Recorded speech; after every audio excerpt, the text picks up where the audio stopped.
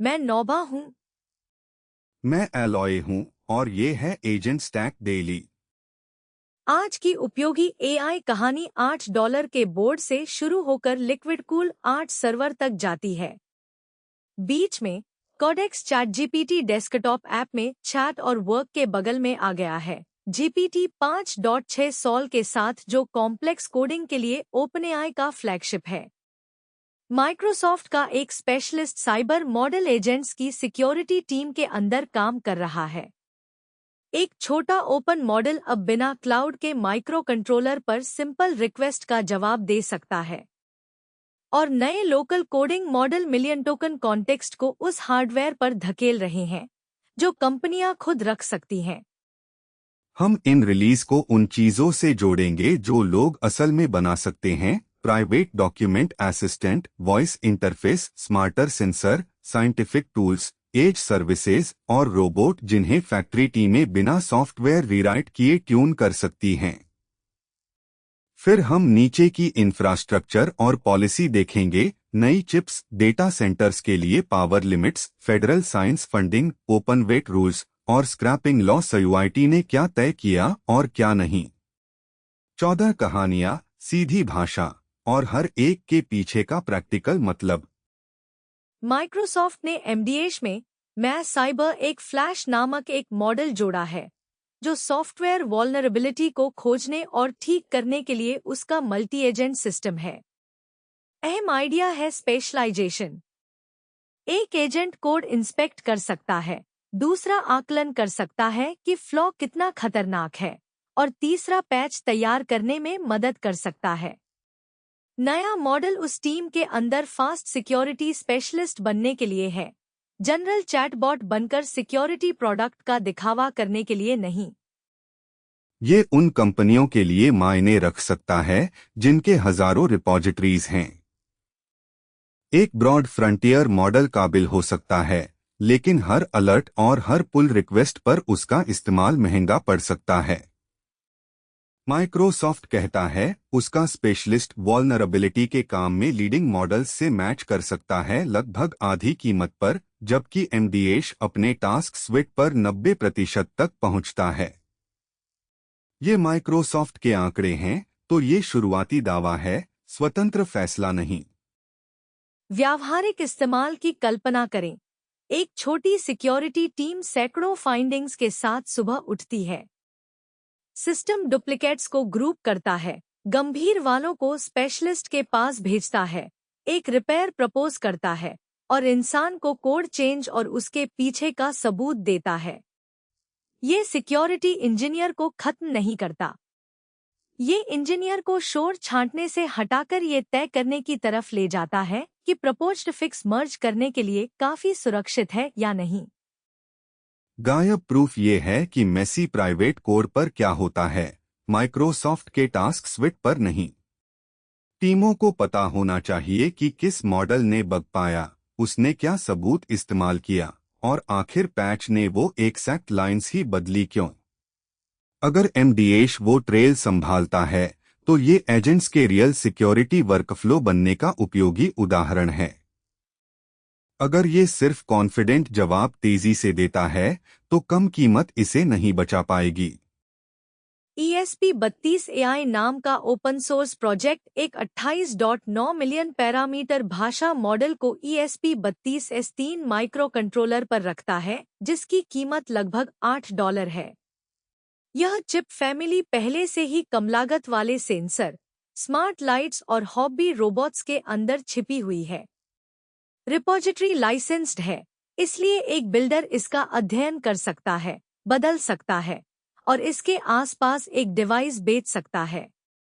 इसके लॉन्च ने hacker news पर सैकड़ों वोट भी खींचे, जो बताता है कि टाइनी मॉडल का विचार लैबोरेटरी की जिज्ञासा से आगे बढ़ गया है।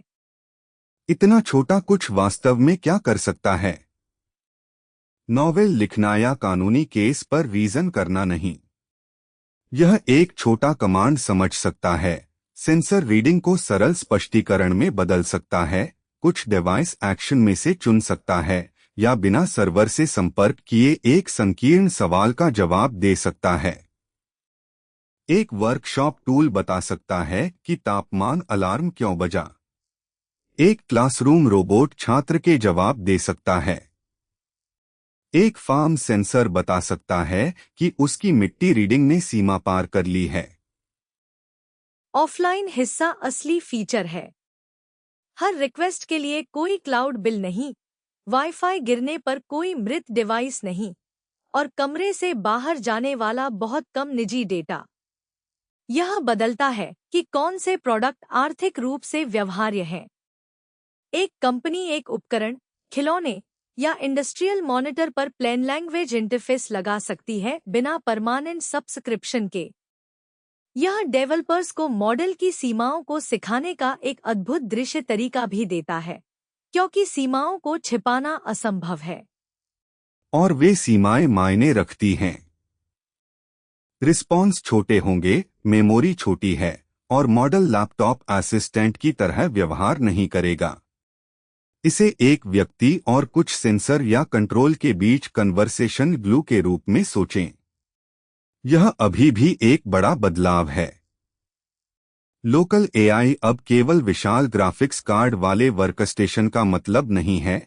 अब यह सस्ती वस्तुओं तक पहुंचता है जो सालों तक चुपचाप एक उपयोगी काम कर सकती हैं। नंबेज ने नंबेज 4.23b नाम का एक 3 billion parameter model Apache license के तहत जारी किया है, जो कमर्शियल उपयोग की अनुमति देता है। 3 बिलियन पैरामीटर एक उपयोगी मध्यम रास्ता है, माइक्रो कंट्रोलर मॉडल से कहीं अधिक सक्षम, लेकिन अभी भी एक अच्छे लैपटॉप या कॉम्पैक्ट वर्कस्टेशन के लिए काफी छोटा। यह ओलामा, एलएम स्टूडियो, एमएलएक्स और llama.cpp जैसे परिचित लोकल टूल्स के साथ काम करता है। इसमें टूल कॉल करने के लिए टेम्पलेट्स भी शामिल हैं और एक बड़ा कॉन्टेक्स्ट विंडो जो लंबे दस्तावेजों या सब्सटैंशियल कोड को समा सकती है। यह व्यावहारिक प्राइवेट बिल्स बनाता है, एक कॉन्ट्रैक्ट असिस्टेंट जो वकील की मशीन पर रहता है, एक मेंटेनेंस हेल्पर जो सालों के मैनुअल खोजता है, या एक कोडिंग असिस्टेंट जो उसे अपलोड किए बिना रिपॉजिटरी का अधिक हिस्सा देख सकता है। पब्लिशर कहता है कि नंबेज 6 बेंचमार्क्स पर बड़े क्वेन मॉडलों को मात देता है, लेकिन उस दावे की अभी स्वतंत्र जांच होनी बाकी है। बेहतर सवाल यह है कि यह टूल का उपयोग कितनी विश्वसनीय रूप से करता है, लंबे सत्र में निर्देशों का पालन करता है, और क्वांटाइजेशन के बाद कितना उपयोगी रहता है। अगर कम्युनिटी के नतीजे बने रहे तो यह रिलीज लोकल बिल्डर्स को सर्वर स्केल हार्डवेयर की मांग किए बिना एक सक्षम नया विकल्प देता है। मुझे साइज पसंद है क्योंकि यह ईमानदार प्रोडक्ट डिजाइन को मजबूर करता है।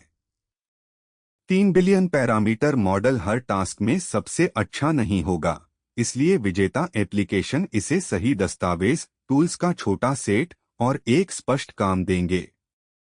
एक रिपेयर शॉप के लिए ऑन प्रेमिसेस असिस्टेंट की कल्पना करें। यह मशीन मैनुअल पढ़ता है, वर्तमान पार्ट इन्वेंट्री देखता है, एक सर्विस नोट ड्राफ्ट करता है और कुछ ऑर्डर करने से पहले एक इंसान से पूछता है। व्यापार को प्राइवेसी और अनुमानित लागत मिलती है, मॉडल को एक संकीर्ण वातावरण मिलता है जहां वह सफल हो सकता है। यह हर लोकल रिलीज को छोटे फ्रंटियर चैटबॉट के रूप में मानने से कहीं अधिक उपयोगी है। जो हमें अगले चाहिए वह एक और बेंचमार्क ग्राफिक नहीं है। हमें ओलामा, MLX और llama.cpp में इसे उपयोग करने वाले लोगों की रिपोर्ट्स चाहिए। इसे कितनी मेमोरी चाहिए, यह कितनी जल्दी जवाब देता है, और जब बातचीत लंबी होती है तो इसके टूल कॉल विश्वसनीय रहते हैं या नहीं। एनवीडिया कहता है कि उसका वेरस सीपीयू पहले से ही भविष्य के एनवीडिया चिप्स को डिजाइन करने के काम में मदद कर रहा है। केडेंस और सिनॉप्सिस प्रोसेसर को लेआउट और वेरीफाई करने के लिए उपयोग की जाने वाली बहुत सारी सॉफ्टवेयर के पीछे की दो कंपनियां वेरा के लिए अपने टूल्स को ट्यून कर रही हैं। एनवीडिया अपने सीपीयू का आंतरिक रूप से भी उपयोग कर रहा है। यह एक प्रभावशाली लूप बनाता है एक नया चिप इंजीनियरों को उसके बाद आने वाले चिप्स को सिमुलेट और वेरीफाई करने में मदद करता है। इस काम में विशाल डिजाइन फाइलें और लंबी गणनाएं शामिल हैं, जो बार बार डेटा को मेमोरी के माध्यम से ले जाती हैं। इसलिए सीपीयू स्पीड और मेमोरी बैंडविड्थ डिजाइन विचार और सत्यापित परिणाम के बीच समय कम कर सकती हैं। कहानी एनवीडिया से आगे जाती है क्योंकि चिप डिजाइन सॉफ्टवेयर साझा इंफ्रास्ट्रक्चर है। अगर केडेंस और सिनॉप्सिस अपने टूल्स को वेब पर मापनीय रूप से तेज बनाते हैं, तो एक ही प्रोडक्ट्स का उपयोग करने वाली दूसरी चिप कंपनी बिना नया वर्कफ्लो इन्वेंट किए लाभ उठा सकती है। जब इंजीनियर पूरे दिन इसे दोहराते हैं और जब एक छूटा हुआ दोष महीनों का खर्च कर सकता है, तो वेरिफिकेशन रन में एक भी मायने रखती है। तेज फीडबैक भी एक टीम को महंगी मैन्युफैक्चरिंग क्षमता करने से पहले अधिक डिजाइन खोजने देती है। जो चीज गायब है वो एक सामान्य ग्राहक प्रोजेक्ट का सार्वजनिक परिणाम है। एनवीडिया के आंतरिक लाभ दिलचस्प हैं, लेकिन उपयोगी सबूत एक केडेंस या सिनॉप्सिस ग्राहक होगा जो दिखाता है कि किसी वास्तविक सत्यापन कार्य में कैसे बदलाव आया, बचाए गए घंटे, अधिक डिजाइन का अन्वेषण या पहले पाई गई समस्या। फिर भी दिशा स्पष्ट है। एआई हार्डवेयर केवल मॉडल की सेवा नहीं कर रहा। हार्डवेयर और डिजाइन टूल एक दूसरे को तेज करना शुरू कर रहे हैं, जो पूरे चिप विकास चक्र को कस सकता है। ओपनएआई ने समर्पित कोडेक्स अनुभव को जुलाई के 9वें दिन चैटजीपीटी डेस्कटॉप ऐप में ले जाया, जहां यह अब चैट और वर्क के बगल में बैठा है। यह चैटजीपीटी का नाम बदलना नहीं है और कोडेक्स द जीपीटी ऐप नहीं बना। यह एक समेकन है, बातचीत, लंबे चलने वाला काम और कोडिंग सत्र एक डेस्कटॉप वर्कस्पेस में रह सकते हैं। जीपीटी 5.6 सॉल जटिल कोडिंग, शोध, कंप्यूटर उपयोग और सुरक्षा कार्यों के लिए फ्लैगशिप है, तो यही सबसे स्पष्ट जगह है जहां पूछना चाहिए कि नया मॉडल जनरेशन व्यवहार में क्या बदलता है। दो क्षमताएं इस बदलाव को एक नए बटन से ज्यादा बनाती हैं।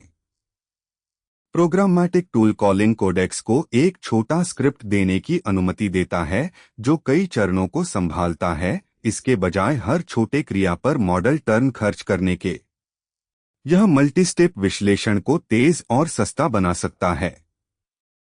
मल्टी एजेंट बीटा एक बड़े काम को पैरेलल वर्कर्स में विभाजित कर सकता है, ताकि एक सत्र डेटा की जांच कर सके जबकि दूसरा इंटरफेस बनाता है। ओपनएआई की वैज्ञानिक कंप्यूटिंग रिपोर्ट 8 ठोस उदाहरण देती है। 5 प्रोजेक्ट्स ने केवल कोडेक्स का उपयोग किया और 3 ने कोडेक्स का उपयोग क्लॉथ कोड, टर्मिनल आधारित एआई कोडिंग एजेंट के साथ किया। काम में जीनोमिक्स पाइपलाइन, प्रयोग इंटरफेस और लंबे डेटा विश्लेषण काम शामिल हैं। एक CYVCF2 उदाहरण ने GPT 5.5 का उपयोग किया, तो यह सबूत नहीं है कि सॉल ने वह परिणाम दिया और इसे सॉल बेंचमार्क के रूप में नहीं बेचा जाना चाहिए।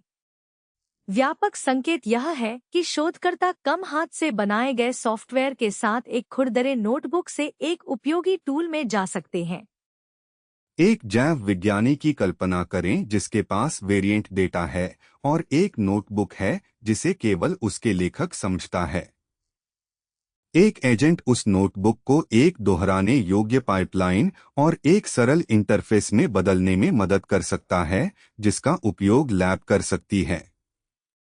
एक शोधकर्ता कई रन की तुलना के थकाऊ हिस्सों को भी सौंप सकता है, जबकि वैज्ञानिक निर्णय के लिए जिम्मेदार रहता है।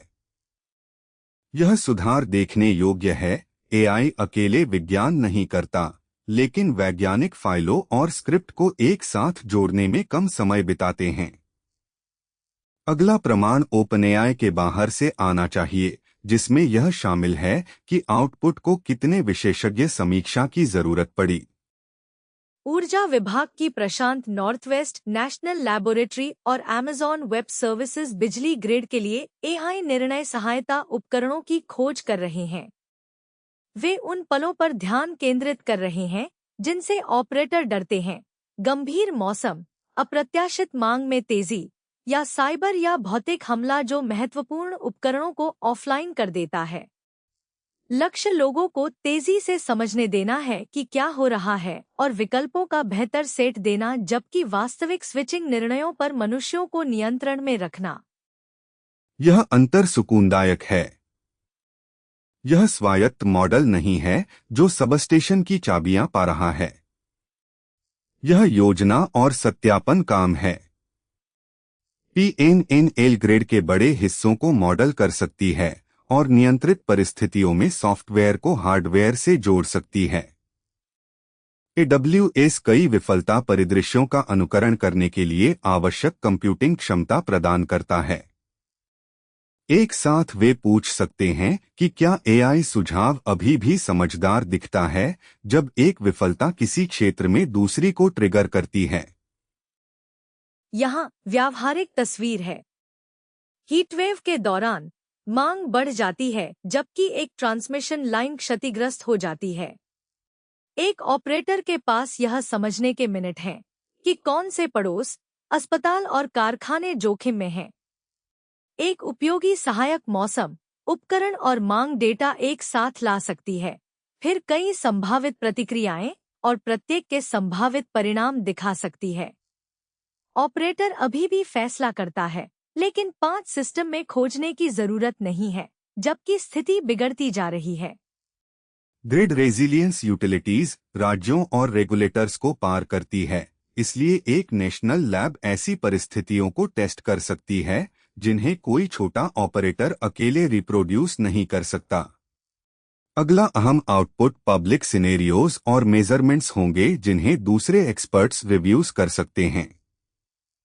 तब तक कोई इसे फिनिश्ड कंट्रोल रूम प्रोडक्ट के तौर पर नहीं खरीद सकता।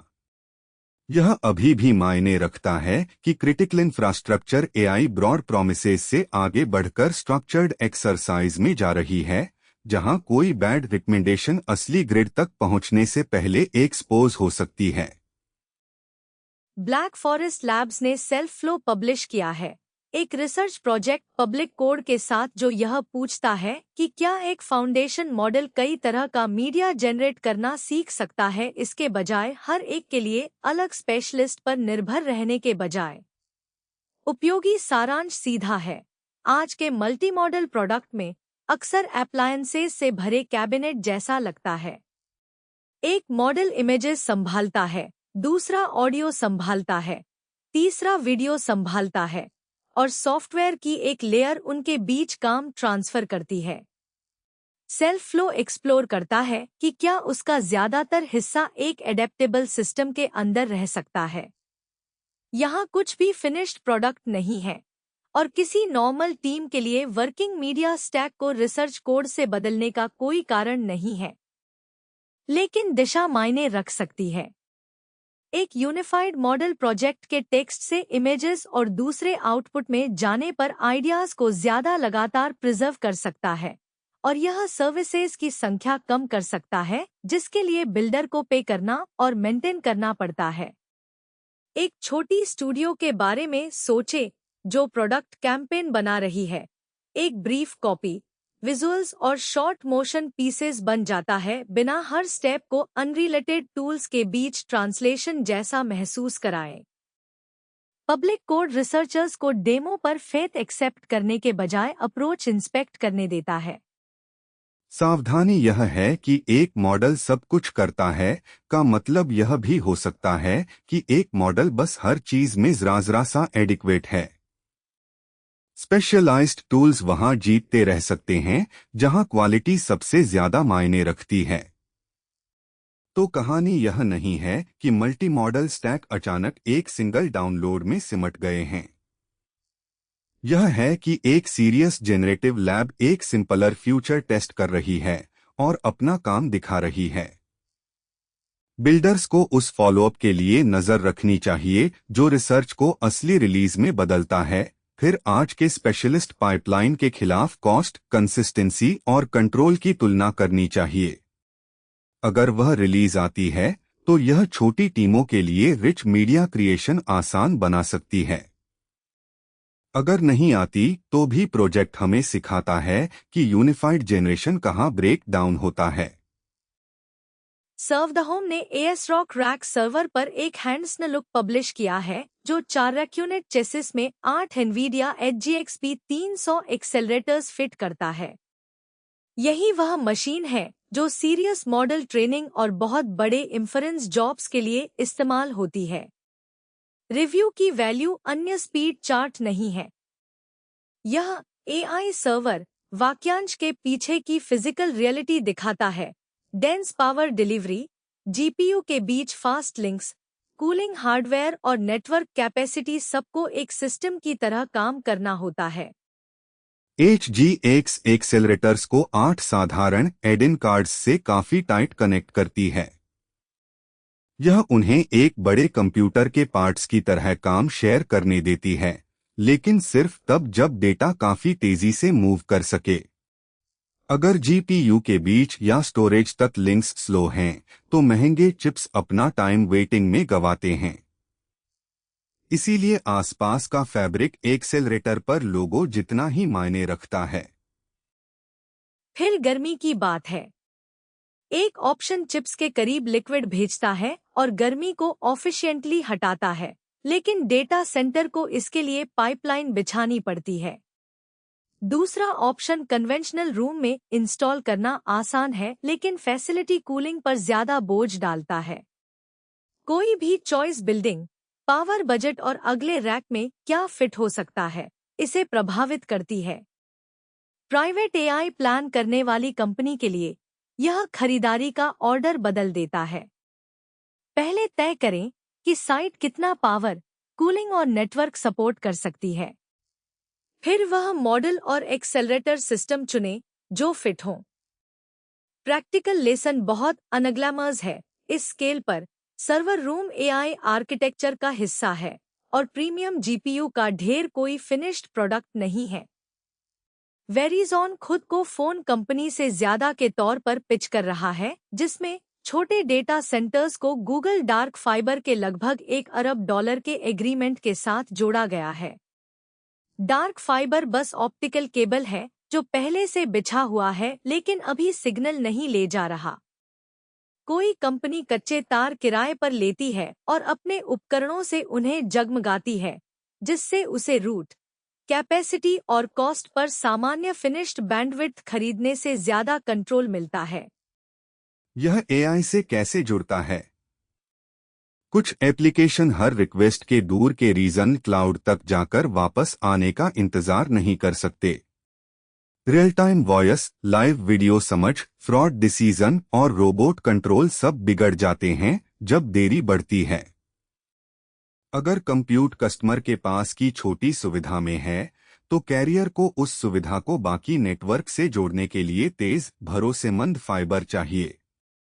वेरिज़ोन के पास पहले से सड़कें, इमारतें और नेटवर्क ऑपरेशंस हैं। Dark fibre high capacity path को भरता है। एक उपयोगी उदाहरण एक स्टोर है जो खाली शेल्फ या सुरक्षा समस्या को पहचानने के लिए कई कैमरों का उपयोग करता है। हर वीडियो स्ट्रीम को देश भर में भेजना महंगा और धीमा है। पास के मिनी डेटा सेंटर स्ट्रीम का विश्लेषण कर सकते हैं, केवल प्रासंगिक इवेंट आगे भेज सकते हैं और जब दूर का क्षेत्र कंजेस्टेड हो तो जवाब देना जारी रख सकते हैं। यही पैटर्न फैक्ट्री, अस्पताल या इंटरैक्टिव वॉइस सर्विस को सपोर्ट कर सकता है। $1 बिलियन का समझौता अभी भी एक इंफ्रास्ट्रक्चर बेट है। यह प्रमाण नहीं है कि ग्राहक लाइन में लगे हुए हैं। अगला सबूत गूगल के नाम वाले डिप्लॉयमेंट और उन लिंक्स पर गूगल क्या ले जाना चाहता है, इसके विवरण होने चाहिए। लेकिन यह दिखाता है कि एज प्रतिस्पर्धा कहां जा रही है। मॉडल की गुणवत्ता अभी भी मायने रखती है, फिर भी कंपनी जो पास के कंप्यूट और उसके रास्ते पर कब्जा रखती है, वह तय कर सकती है कि कोई प्रोडक्ट तुरंत, सस्ता और भरोसेमंद महसूस हो। रोबोटिक स्टार्टअप एनिग्मा ने इंडेक्स वेंचर्स और रिबिट कैपिटल के नेतृत्व में $51 मिलियन का सीड राउंड जुटाया है। इसका पिच देखना ताजगी देने वाला आसान है। एक रोबोट कितना खुद तय करता है, इसे बदलना ऑटोनॉमी सॉफ्टवेयर फिर से लिखने से ज्यादा स्लाइडर मूव करने जैसा महसूस होना चाहिए। एक गोदाम सुपरवाइजर रोबोट से नए प्रोडक्ट लॉन्च के दौरान असामान्य बक्सों पर मंजूरी के लिए रुकने को कह सकता है, फिर प्रक्रिया स्थिर होने पर ज्यादा स्वतंत्रता की अनुमति दे सकता है। यह एक असली बॉटलनेक को संबोधित करता है।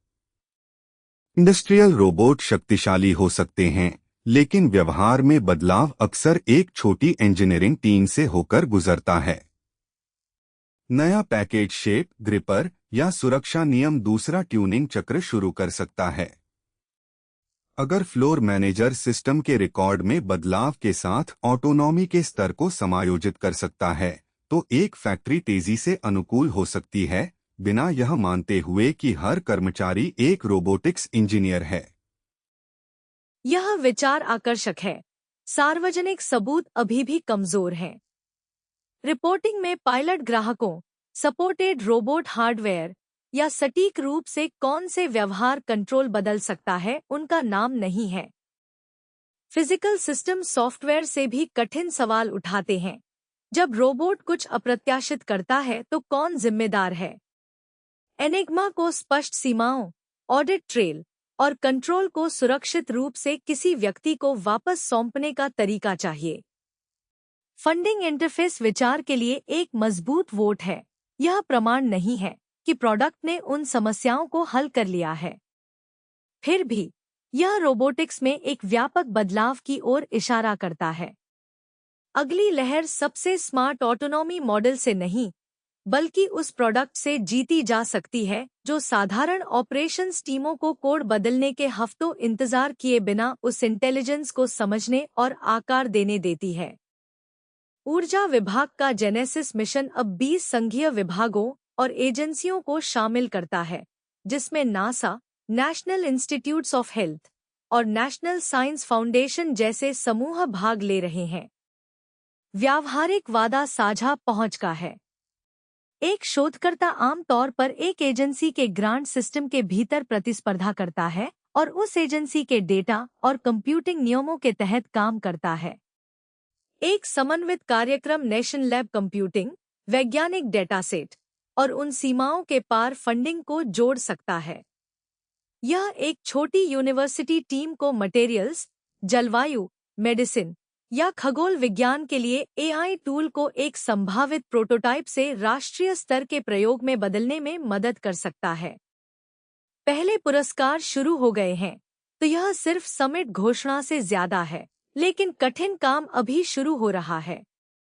विभिन्न मिशनों के लिए एकत्र किया गया डेटा स्वचालित रूप से संरेखित नहीं होगा।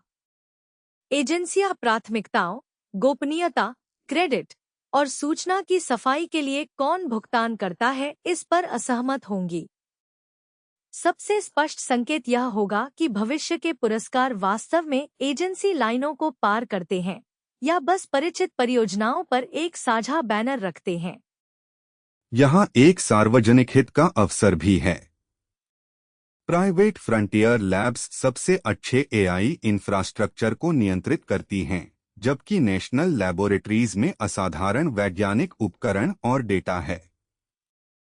जेनेसिस शोधकर्ताओं को एक वैकल्पिक रास्ता दे सकता है, उपयोगी टूल बनाने के लिए बिना इस बात पर निर्भर हुए कि हर प्रोजेक्ट किसी कमर्शियल प्लेटफॉर्म पर निर्भर हो।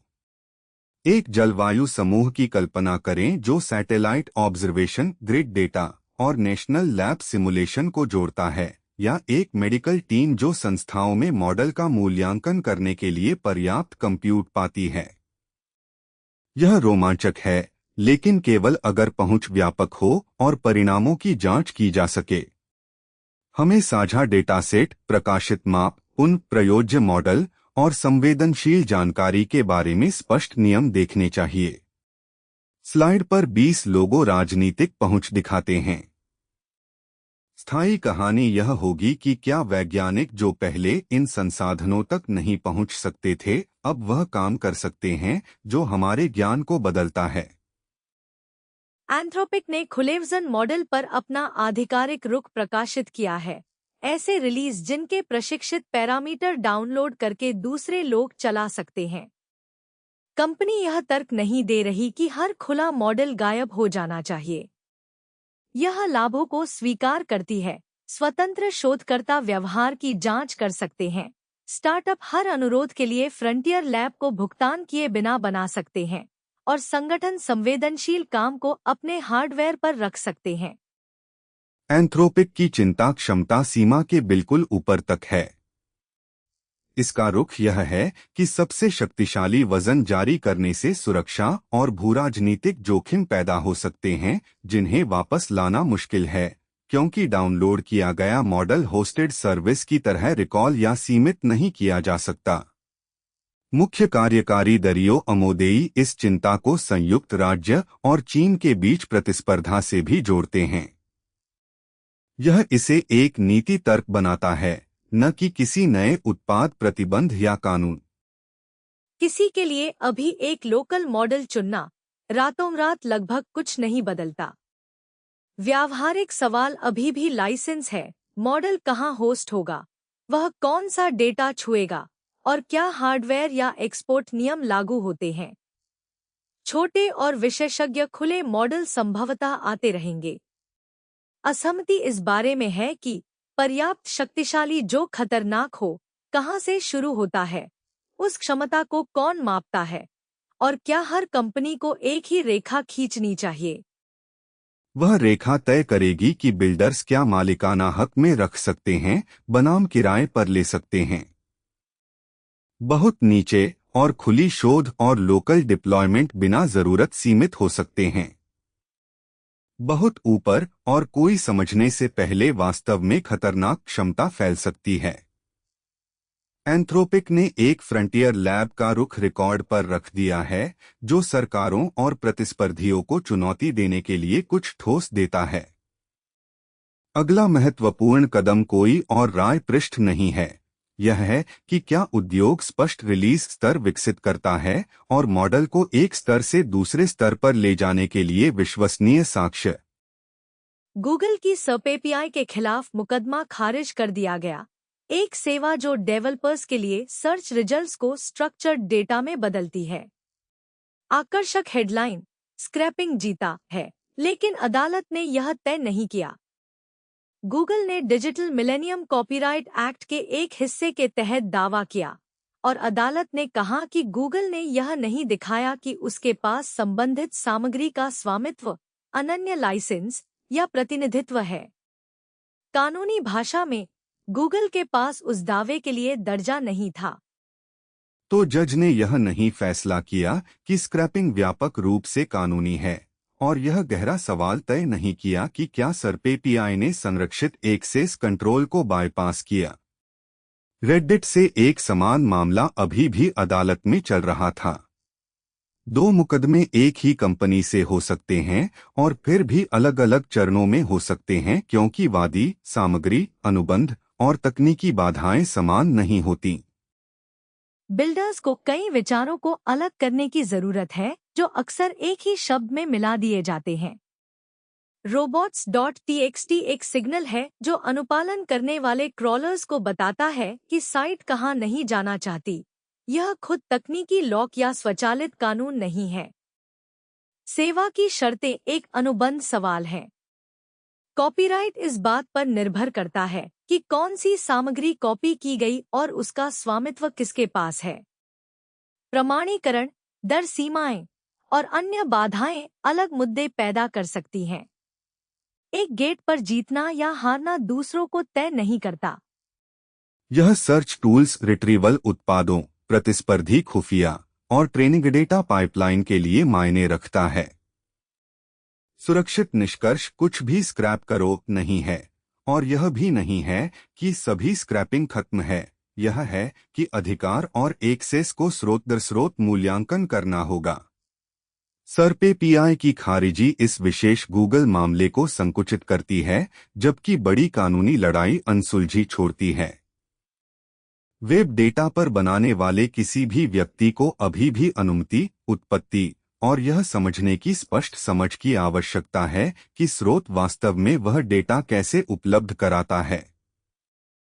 ओपनएआई ने शोध प्रकाशित किया है कि लोग काम पर चैटजीपीटी का उपयोग कैसे करते हैं, और सबसे दिलचस्प निष्कर्ष कोई सरल प्रतिस्थापन कहानी नहीं है।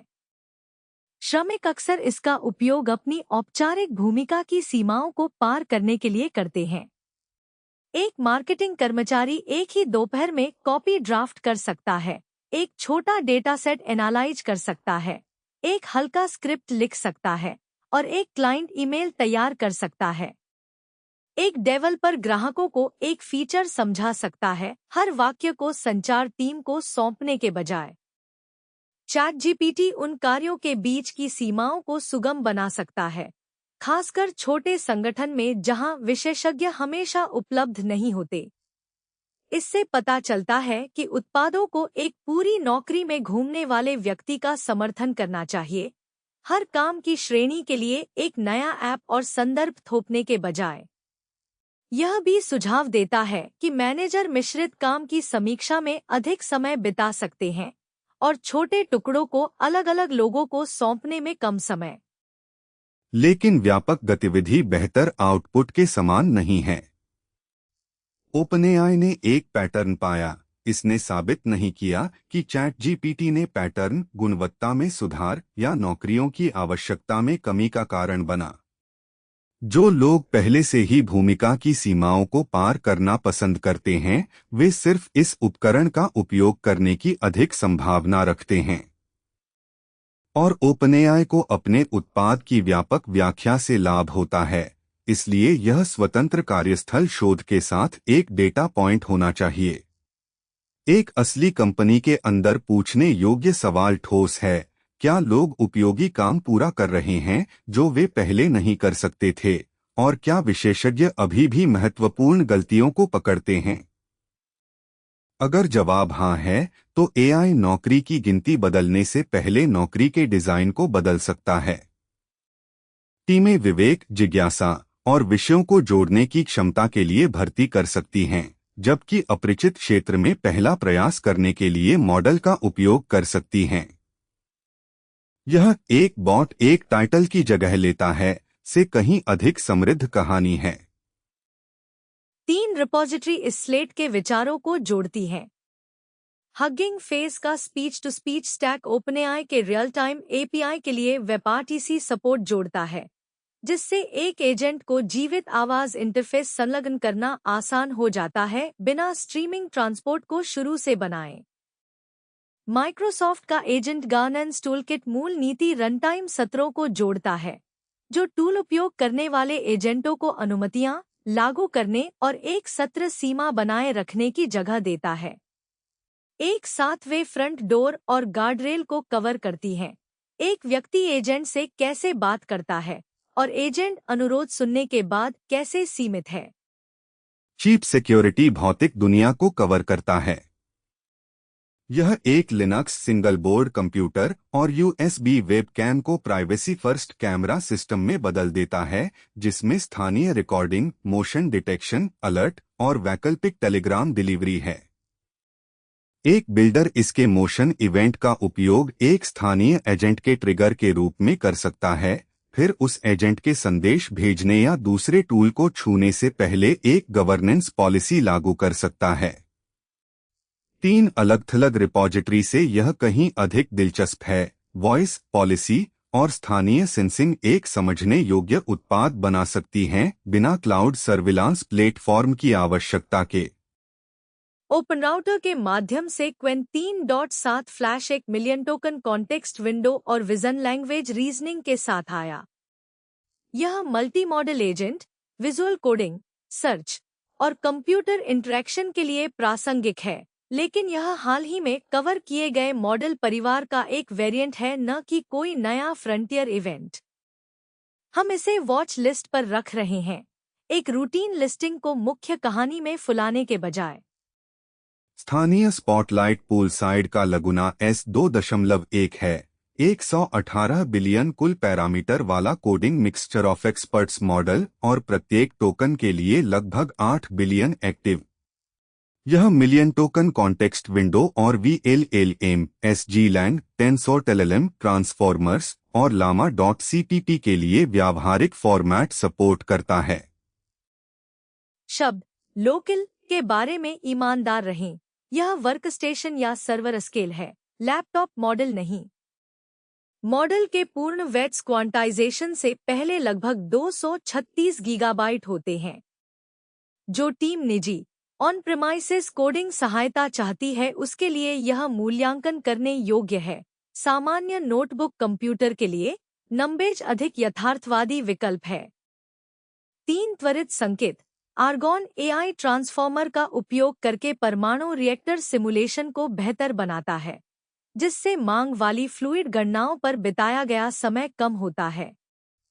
फिश ऑडियो ने आवाज मॉडल के 8 मिलियन उपयोगकर्ताओं तक पहुंचने के बाद 52M जुटाई, जो दर्शाता है कि संश्लेषित आवाज एक बड़े उत्पाद बाजार में बन रही है।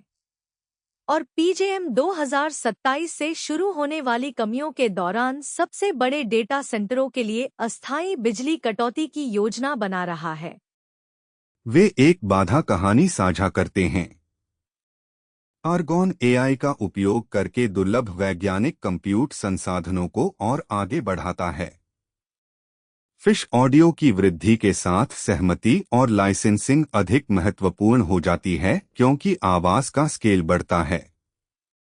पीजेएम बड़ी एआई सुविधाओं को बता रहा है कि ग्रिड एक्सेस बाधित हो सकता है, जिससे ऑपरेटर बैकअप जनरेशन और गंभीर पावर योजना की ओर धकेले जाते हैं। पूरी कहानी सूची और प्राथमिक लिंक शो नोट्स में tobyonfitnesstech.com पर उपलब्ध हैं। एजेंट स्टैक डेली को सुनने के लिए धन्यवाद। हम जल्द ही वापस आएंगे।